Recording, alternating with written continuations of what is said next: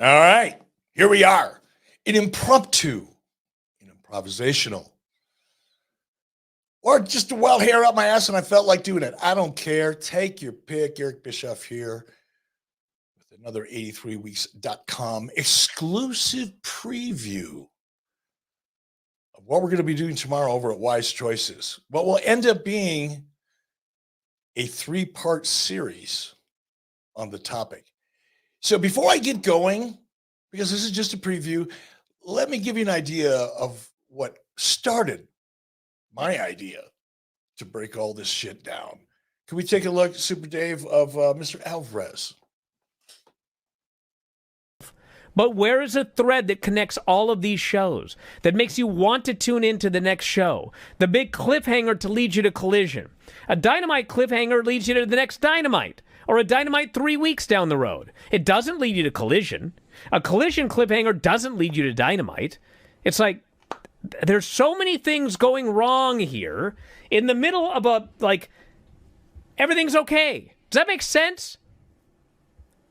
Am I the only one?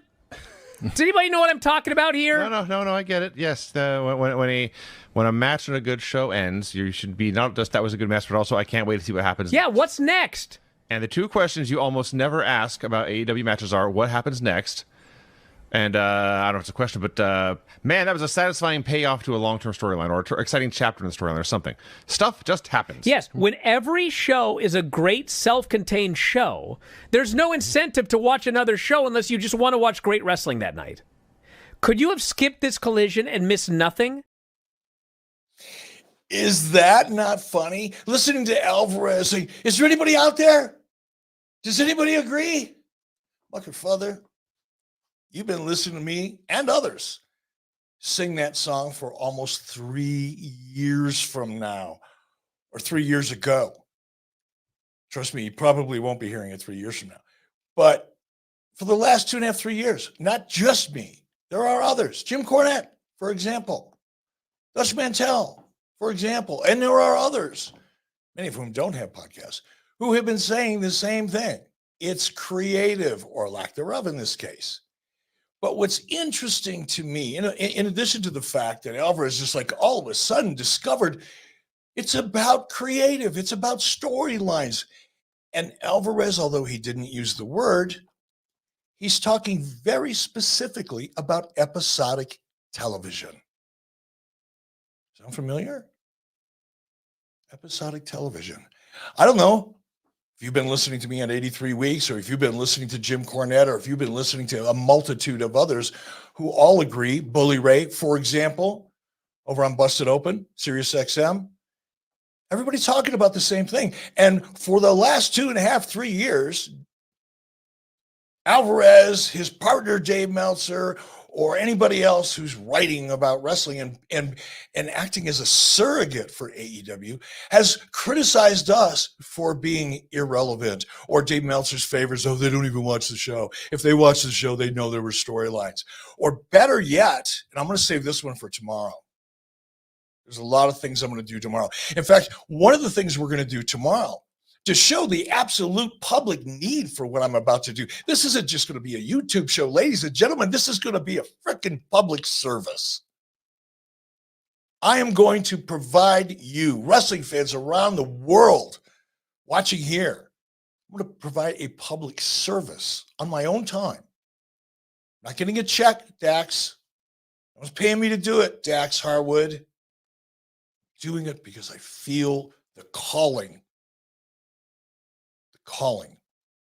And one of the things I'm going to do while I'm answering my call is to answer your call. See, I'm going to be going through my X feed, my Twitter feed, or as I like to refer to it, my Twix feed.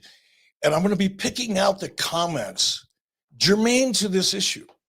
And we're going to be breaking those questions or comments down as it relates to the entire conversation about storylines. So I'm going to answer a couple questions here. I promised everybody I would keep this relatively short, but I'm going to answer your questions. But before I start doing that, I'd love for you to tune in tomorrow, because you're going to find out tomorrow how I'm going to proceed with the next minimum of 3 episodes.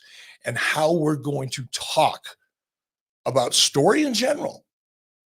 Because honestly, gosh, guys, I am convinced, because if you go through Twitter, you look at all the comments that were flying back and forth over the weekend, not generated by me. I didn't instigate them. I'm just watching cars go by, right? And I'm looking at just the velocity and the magnitude of the conversations happening about whether or not a storyline or storylines even exist in AEW. It's like some people are like screaming from the top of a roof, yeah, they're great storylines. It's in everything in between. You got other people that think there's absolutely none. Maybe the problem, it's like microwave ovens. Now, I know you're asking yourself, what the hell does a microwave oven have to do with AEW?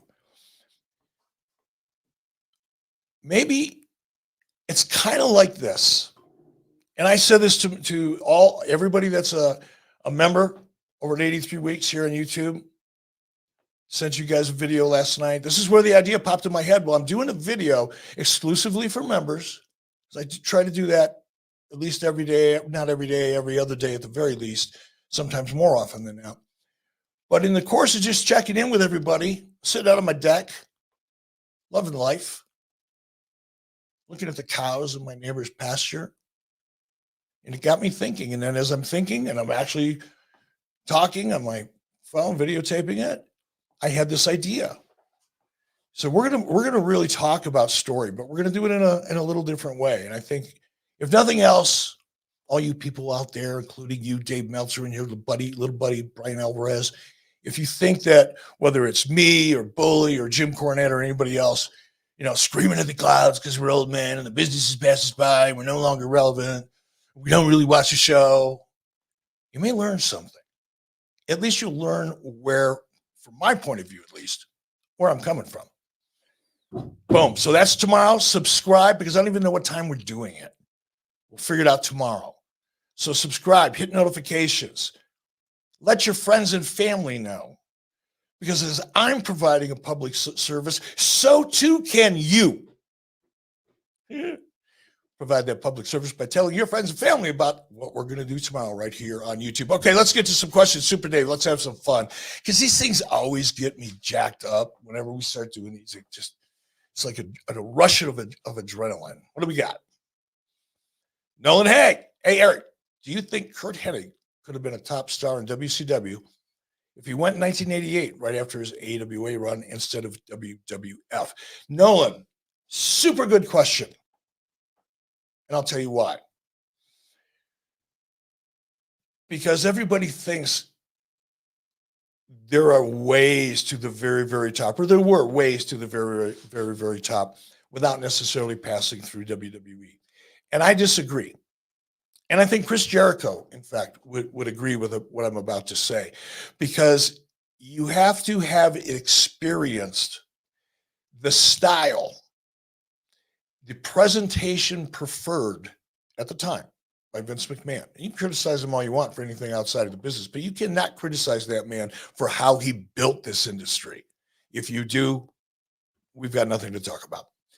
But part of the very micromanaged process that I saw with my own two eyes when I worked there, not just what I heard about, Vince had a very specific style or standard as to what he found acceptable, decent, good, and great. And I get this just from observing. WCW didn't have that same standard. It's not to say that nobody cared. And I'm talking about regimes before mine. It's just, it was different then. And it didn't necessarily become better then in this case. But I think, and again, Chris Jericho would agree, because he and I had this conversation, and I'm not quoting him, but I'm giving you essentially what he said to me, is that even in WCW, when Chris Jericho decided to leave because he didn't feel like he was going to get the opportunities he felt he was ready for. He knew what the situation was. He knew how loaded we were at the top, and he knew, and he was right, that it would be a long time before he would get his shot into that next level. And it was just not because of anything to do with Chris. had everything to do with how dense we were at the top and my own philosophy at the time. But Chris said to me, Eric, even when I went to WWE, I thought I was ready. I was convinced I was ready to be a top guy in WWE. That's why I left. And I didn't realize until I got there that I wasn't ready. And I had to go through kind of a relearning, if you will, in order to fit within the parameters of what Vince McMahon felt needed to exist. So to answer your question in my typical long-winded way, no, I don't think, I think to be really accurate about it, I think Kurt could have made it to be in that top star level.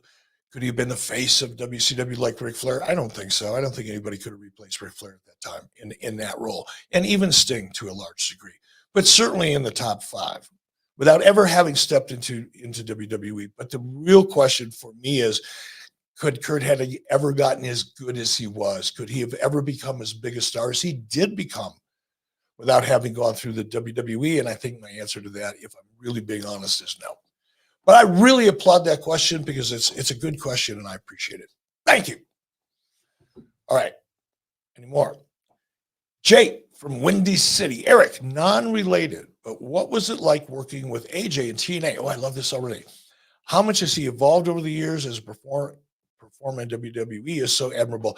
Here's what I love about this question, because I didn't know anything about AJ Styles when I got to TNA. Guess what? AJ Styles started in WCW. There you go. I didn't know anything about him there either. It's not like I knew we had a roster of over 140 people. Many of them, including AJ, were in the developmental portion of that list. So, I just didn't get a chance to meet him or know him. And then fast forward, a lot of time goes by. AJ is one of the young guns in TNA. Hogan and I ended up going to TNA. And guess what? I didn't know anything about AJ. Now, when I got there, AJ was still very young. And I'm not going to speak for AJ. I don't want to put words or even thoughts in his mouth or in his head. But I got the impression, really, that AJ, while he was friendly and professional, was extremely skeptical. And probably to a degree, rightfully so. But to the degree he was, probably not. Here nor there. So it took a while for AJ and I to warm up.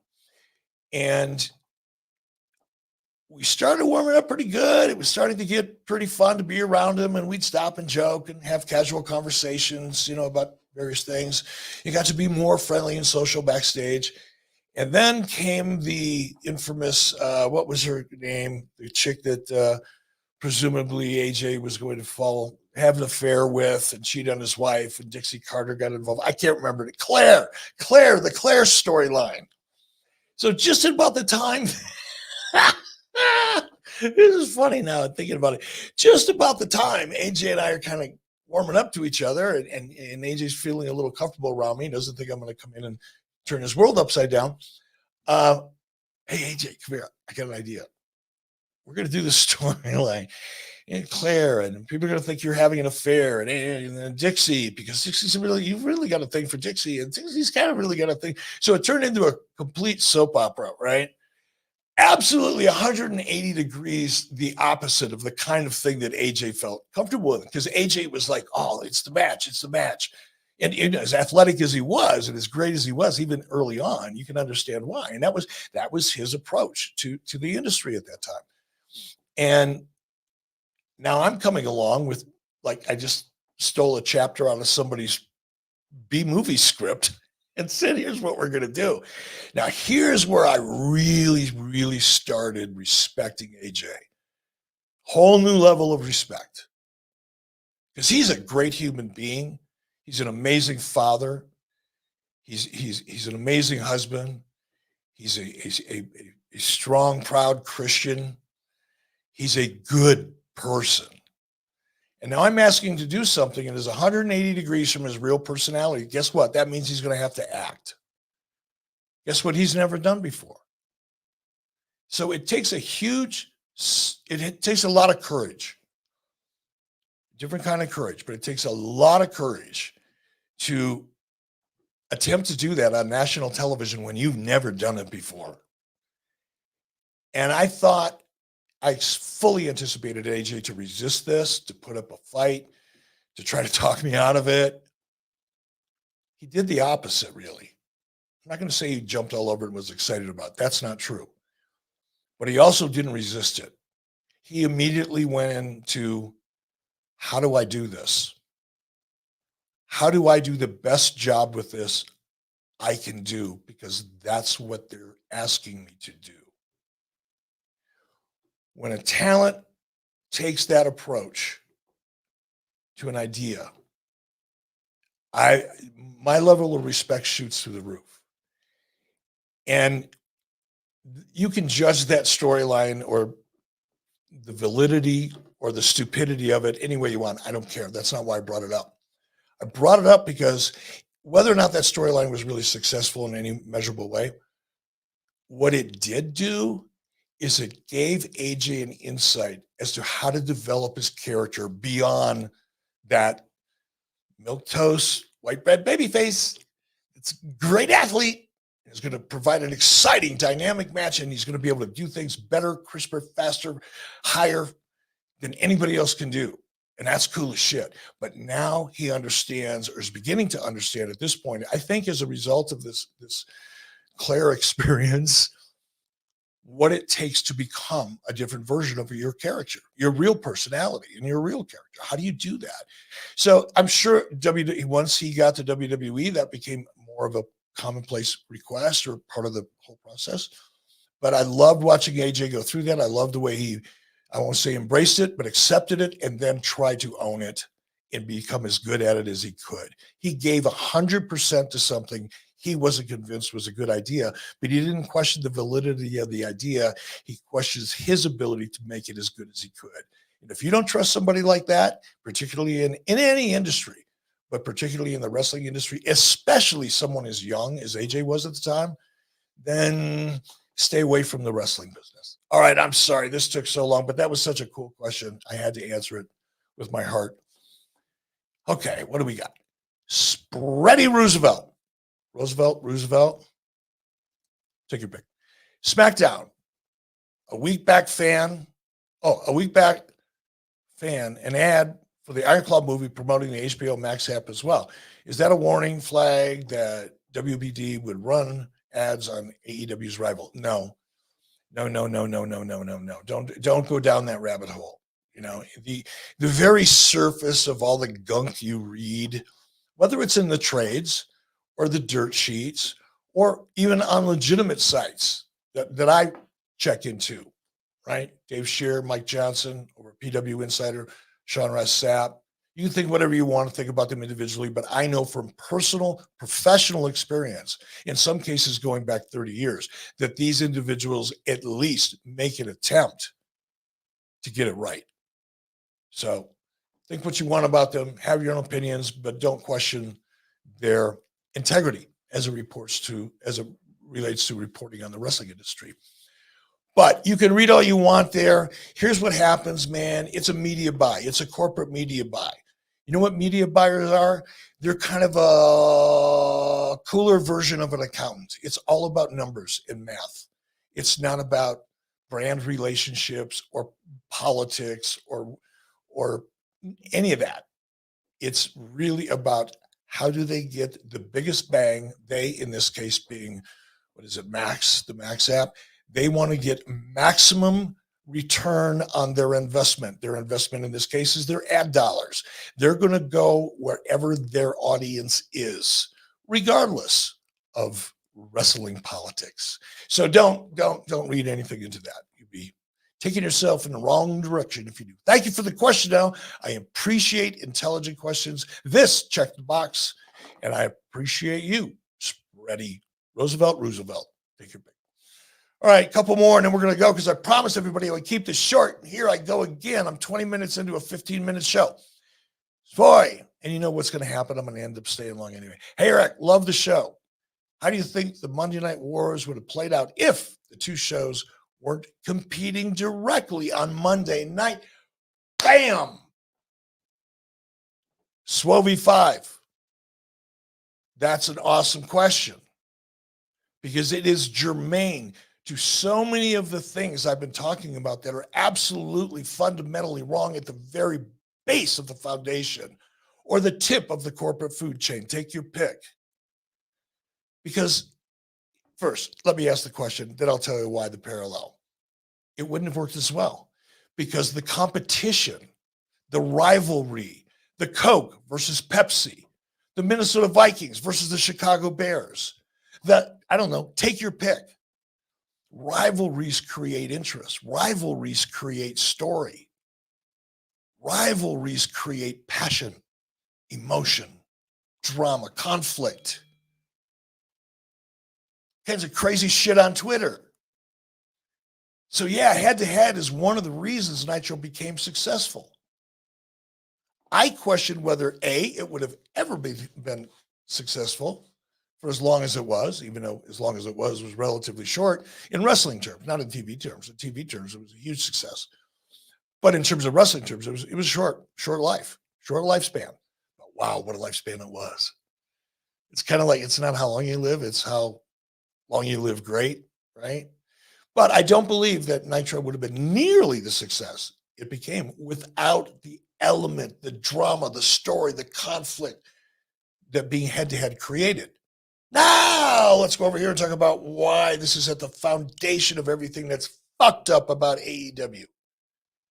Because at the foundation of AEW from the very beginning, from Tony Khan on down, they sat on the sidelines, not head-to-head, but they took shots at the giant, the monster, the heavyweight champion of the world. They took shots at the champ, but they weren't willing to get in the ring. That makes you a bitch. That doesn't make you a challenger brand. That makes you a bitch. And that went downhill from there. All right, I promise I will answer the rest of these questions either on a separate show or on a different show. Thank you all very much. I'm out of here. Please, we got one more. You guys do this to me every single time because I love you. You know I can't let you go. Super Dave, let's have it one more time. Whew. Akshay Kumar. Eric, thoughts on the massive failure Adam Copeland? Not going there, brother, has been for AEW. Guy hasn't moved a single needle. Thank you for being a lifelong fan. Look, man, I'm a friend of Adam Copeland's. I think the world of Adam Copeland. I think Adam Copeland's got an amazing amount of talent. I think Adam Copeland's got gas in his tank. I think Adam Copeland could be a great character. I just don't think Adam Copeland is in the right environment. Sorry. But I appreciate the question. Hope I answered it. All right. One more. You guys are killing me. Ann told me YouTube doesn't like long goodbyes. And what am I doing? I'm doing the long goodbye gimmick. This is going to be the last one. Yes, man. Oh, man, I can't get that right. You're going to have to email me or something to give me this pronunciation of that. Hi, Eric. The narrative is that WCW in 1999 spent more than it made. How true is this assessment? And what were the largest budget items? Salaries, video game production, something else? That is such a great question. First of all, I'm going to answer it as honestly as I can.